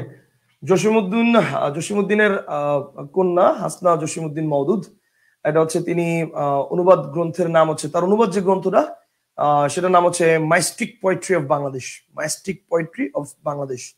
আচ্ছা, এরপর দেখেন কম্বলম্বর পা বা কাম্বলিপা রচিত চর্যাপদের ৮ নং পদ, সেটা হচ্ছে সোনে ভরিলি করুণা নাবি রূপা থই নাহিক ঠাবি। আচ্ছা, এই পদের অর্থ হচ্ছে আমার করুণা নৌকায় সোনা ভর্তি রয়েছে, তাতে রূপা রাখার ঠাঁই নেই। মনীন্দ্রমোহন বসু কাম্বলিপার এই পদের সাথে রবীন্দ্রনাথের সোনার তরী কবিতার সাদৃশ্য দেখিয়েছেন। মানে মনীন্দ্রমোহন বসু কাম্বলিপার এই পদের সাথে রবীন্দ্রনাথের সোনার তরী কবিতার সাদৃশ্য দেখিয়েছেন। রবীন্দ্রনাথের সোনার তরী কবিতার লাস্টে কি ছিল? ঠাই নাই ঠাই নাই ছোট ছোটরি আমার সোনার ধানে গিয়াছে ভরি। তো ওই জিনিসটাই হচ্ছে এখানে কম্বলম্বর পার বা কাম্বলিপা রচিত যে ৮ নম্বর পদ, সেখানে হচ্ছে সোনে ভরিলি করুণা নাবি রূপা থুই মানে নাহিক ঠাবি, মানে আমার সেই ঠাইটা নাই। Okay fine. এরপরে কি বলছে? চর্যাপদের লিপিকার হচ্ছে কানু ভট্ট। চর্যাপদের লিপিকার হচ্ছে কে বলেন? চর্যাপদের লিপিকার হচ্ছে কানু ভট্ট। আচ্ছা, এরপরে কি বলছে? চর্যাপদের লিপিকার হচ্ছে কানু ভট্ট। নব্য চর্যাপদ সম্পর্কিত তথ্য। নব্য চর্যাপদ কি জিনিস দেখেন। নব্য চর্যাপদ সম্পাদনা করেন সৈয়দ মোহাম্মদ শাহেদ। তিনি ঢাকা বিশ্ববিদ্যালয়ের বাংলা বিভাগের অধ্যাপক এবং বাংলা একাডেমির সাবেক মহাপরিচালক। বাংলা একাডেমির সাবেক মহাপরিচালক। নব্য চর্যাপদ এটা আবার কি জিনিস ভাই? নব্য চর্যাপদের আবিষ্কার হয় ২০০৮ সালে। মানে আবিষ্কার হয় মানে কি? মানে লেখা হয় আর কি, সহজ কথা। নব্য চর্যাপদের আবিষ্কার হয় ২০০৮ সালে। নব্য চর্যাপদের প্রথম প্রকাশ করেন, এটা হচ্ছে ২০১৭ সালে বাংলা একাডেমির বইমেলায়। নব্য চর্যাপদের প্রথম প্রকাশ করেন ২০১৭ সালের বাংলা একাডেমির বইমেলায়। সরি, লেখা হয় না, এটাও আগের লেখা, আবিষ্কার হয়েছে। আচ্ছা, নব্য চর্যাপদ উৎসর্গ করা হয় জাতীয় অধ্যাপক ডক্টর আনিসুজ্জামানকে। জাতীয় অধ্যাপক ডক্টর আনিসুজ্জামানকে। নব্য চর্যাপদের পদ সংখ্যা হচ্ছে ৩৩৪টি। ৩৩৪টি। গ্রন্থের ভূমিকা অংশে পদের সংখ্যা ৩৩৫টি বলে উল্লেখ করা আছে, বাট পাওয়া গেছে ৩৩৪টা। নব্য চর্যাপদের পদকর্তা প্রায় ১০০ জন। নব্য চর্যাপদের রচনাকাল অষ্টম থেকে বিংশ শতাব্দী, অর্থাৎ ওই সময় লেখা হয়েছে। ঠিক আছে, ওই সময় লেখা হয়েছে। আচ্ছা, এরপর আসেন, আমাদের আলোচনা শেষ। এরপর হচ্ছে চর্যাপদ সম্পর্কিত গুরুত্বপূর্ণ কিছু প্রশ্ন দেওয়া আছে। প্রশ্নগুলো আপনাদের ওই যে আমি একটু পরে যখন প্রশ্ন দিয়ে দিব, ওটার মধ্যে আপনারা প্রশ্নগুলোর উত্তর এগুলো দেখতে পাবেন। ঠিক আছে, তাহলে এই ছিল আমাদের চর্যাপদ নিয়ে একদম ওভারঅল আলোচনা। এই ছিল আমাদের একদম চর্যাপদ নিয়ে ওভারঅল আলোচনা। আমরা চর্যাপদের একটা মোটামুটি ধারণা পেলাম। আশা করি এই জিনিসটা যদি আমরা এখন পুরোপুরি পড়ি চর্যাপদ নিয়ে, আশা করি এর বাইরে সাধারণত কোশ্চেন খুব একটা আসে না। আমি প্রিভিয়াস কয়েক বছরের কোশ্চেন যখন মিলাই, তখন দেখা যায় যে মোটামুটি এর মধ্যে থেকে কমন পড়ে যায়। তো আশা করি এগুলোও আপনাদের এর মধ্যে থেকে কমন পড়ে যাবে। আমি দিয়ে দিচ্ছি নোটটা, আপনারা একটু পড়ে নেন। ঠিক আছে, আর যদি এর বাইরে দুই একটা লাইন আপনার মনে হয় স্যার চর্যাপদ সম্পর্কিত এই নোট, এই লাইনটা আপনার বইয়ের মধ্যে অ্যাড করতে পারলে ভালো, মানে আপনার বইয়ের মধ্যে মানে কি, মানে এটা কিন্তু সামনে ফিউচার আবার অন্বেষণে যে সাহিত্য অংশটা আসবে, সেই সাহিত্য অংশের বলতে পারেন এটা একটা প্রাথমিক কাজ। সেই সাহিত্য অংশের এটা একটা, এগুলো হচ্ছে একটা প্রাথমিক কাজ, বুঝতে পারছেন? বাংলা সাহিত্যের ইতিহাস, সেই বাংলা সাহিত্যের ইতিহাসের যে যুগ বিভাগ বা এই বিষয়গুলো, দেন তারপর হচ্ছে বাংলা সাহিত্যের যে প্রাচীন যুগের চর্যাপদের প্রেক্ষাপট, সেগুলো হচ্ছে এটা একটা প্রাথমিক কাজ। তা আপনাদের কাছে কারো কাছে যদি মনে হয় আমার নোটটা দেওয়ার পরে যে ভাই এই নোটের মধ্যে এই তথ্যটা মিসিং আছে বা এই তথ্যটা অ্যাড করে দেন, বা আপনি এক্সট্রা ইনবক্সে লিখেও আমাকে পাঠাতে পারেন যে এই তথ্যটা এখানে অ্যাড করেন ভাই, বা এটা নিয়ে একটা ব্যাখ্যা প্রয়োজন, এটার ব্যাখ্যাটা অ্যাড করেন, সেটা ভালো হয়। তাহলে অবশ্যই আমি আপনাদের মানে আমার শুভাকাঙ্ক্ষী হিসেবে আপনাদের মতামতটাকে প্রাধান্য দিয়ে আমি সেটা কাজ করার চেষ্টা করব। ঠিক আছে, আচ্ছা তাহলে আজকের মতো এখানে ইতি। ভাইয়া টেক্কা বইয়ের টেক্কা নামকরণের কারণ কি ভাইয়া? আচ্ছা, আসলে প্রত্যেকটা বইয়ের নামকরণের পেছনে একটা কারণ থাকে। অন্বেষণ বইয়ের যখন নামকরণ করি তখন ফেসবুকে একটা পোস্ট দিয়েছিলাম যে আমার বিসিএস এর জন্য একটা ব্যাকরণ বই রচনা করব, তো এই ব্যাকরণ বইয়ের নাম কি হবে, যেটার মধ্যে সবকিছুর একদম ব্যাখ্যা ট্যাখ্যা সবকিছু থাকবে। তো তখন হচ্ছে অনেকেই অনেক নাম সাজেস্ট করছে। লাস্টে অন্বেষণ নামটা আমার কাছে, মানে এটা আমারই বের করা অন্বেষণ, তো অন্বেষণ নামটা হচ্ছে আমার কাছে খুব পছন্দ, এবং চিন্তা করি যে আচ্ছা অন্বেষণ নাম হওয়ার পেছনের কারণটা ছিল হচ্ছে মানে বিসিএস এর স্টুডেন্টদেরকে কিন্তু মানে শর্টকাট কোনো কিছু জানলে হয় না, সবকিছু খুব ডিটেইলস জানতে হয়। তো অন্বেষণ মানে কি? সন্ধান, মানে হচ্ছে আপনি খুঁজবেন আরো জানবেন ডিপলি জানবেন, সেটার জন্য হচ্ছে আমি ব্যাকরণটার নাম দিয়েছি সন্ধান, মানে অন্বেষণ। আর যেটা টেক্কা বই যখন রচনা করি তখন আমার মাথায় দুইটা জিনিস কাজ করতেছিল। এক নম্বর হচ্ছে এমন একটা বই রচনা করতে হবে যেটাকে টেক্কা দেওয়ার মতো মার্কেটে কেউ নাই, এটা হচ্ছে আমার প্রথম মানে মাথার মধ্যে কাজ করতেছিল। তখন আমি নাম সিলেক্ট করি নাই, আমি খালি এটা চিন্তা করেছিলাম যে এমন একটা বই রচনা করতে হবে যেই বইটাকে মার্কেটে টক্কর দেওয়ার মতো কেউ নাই। তো টক্কর, টেক্কা, এই দুইটা নাম আমার মাথার মধ্যে তখন ঘুরতেছিল। আর হচ্ছে দ্বিতীয় কথা হচ্ছে যেটার মধ্যে ইউনিক কিছু বিষয় থাকবে। যেমন টু বি অনেস্ট যদি বলি, বাগধারা এটা যে ব্যাখ্যা দিয়ে লেখা যায় বা বাগধারার বিষয়টা যে মানে ব্যাখ্যা সহকারে অ্যানালাইসিস করা যায়, এই বিষয়টা প্রথম উঠে আসে হচ্ছে বক্কর ভাইয়ের এটিএম বইতে। ঠিক সেম ভাবে সমার্থক শব্দ যে ব্যাখ্যা দিয়ে দিয়ে প্রতিটা সমার্থক শব্দ মুখস্থ করা যায়, গল্প দিয়ে মুখস্থ না করে, এটা প্রথম বের করছি আমি। মানে আমার বইতে প্রথম এই জিনিসটা হচ্ছে আমি স্টাবলিশ করছি। এখন এটিএম বইতে বা অন্যান্য আরো বইতে এটা এখন পাওয়া যায় দুই একটা বইতে। তো সমার্থক শব্দের যে ব্যাপারটা, এটা প্রথম দেখাইছি হচ্ছে আমি, যে আমার বইতে, এবং টেক্কা বইয়ের পরে হচ্ছে এটিএম বইতে এটা আসে যে সমর্থক শব্দ ব্যাখ্যা দিয়ে করা। বাট প্রথমত হচ্ছে সমর্থক শব্দ ব্যাখ্যা সহকারে প্রথম আসে হচ্ছে টেক্কা বইতে। তো এরকম আমার কিছু থিম ছিল, যে এই থিমটা হচ্ছে মনে করেন টেক্কা বইয়ের এই জায়গাটাকে কেউ টক্কর দিতে পারবো না বা টেক্কা দিতে পারবো না, সেই জন্য নামটা হচ্ছে টেক্কা দেওয়া, আর কিছু না। কথা বুঝতে পারছেন? এই আর কি। এই চর্যাপদ কি এখনো নেপালের রাজপ্রাসাদে সংরক্ষিত আছে, নাকি পরবর্তীতে ভারত বাংলাদেশে আনা হয়েছে? এটা ইয়াতে চর্যাপদ হচ্ছে পরবর্তী ইয়াতে বঙ্গীয় সাহিত্য পরিষদে আছে, মানে নেপালে নাই, এটা হচ্ছে বঙ্গীয় সাহিত্য পরিষদে, বাংলাদেশে নাই। চর্যাপদের কপিটা হচ্ছে ভারতের যে ইয়ে আছে না, ওটা কি বলে, বঙ্গীয় সাহিত্য পরিষদ, সেই বঙ্গীয় সাহিত্য পরিষদের যে সেন্ট্রাল লাইব্রেরি, সেই সেন্ট্রাল লাইব্রেরি যে জাদুঘর বা সংরক্ষণশালা, সেই সংরক্ষণশালার মধ্যে হচ্ছে রক্ষিত আছে। বুঝতে পারছেন? নিয়ত আছে ফেব্রুয়ারিতে, মানে ইয়াতে যাব, ভারত ইয়াতে ইন্ডিয়া যাব, আল্লাহ যদি কবুল করে। ভিসা অলরেডি হয়ে গেছে। তো ইনশাল্লাহ যদি যাই, নিয়ত আছে একবার মানে সেন্ট্রাল লাইব্রেরিতে যাওয়ার। বাকিটা জানি না আল্লাহ কত কবুল করে। যদি সময় পাই অবশ্যই ইনশাল্লাহ নিয়ত আছে সেখানে যাওয়ার।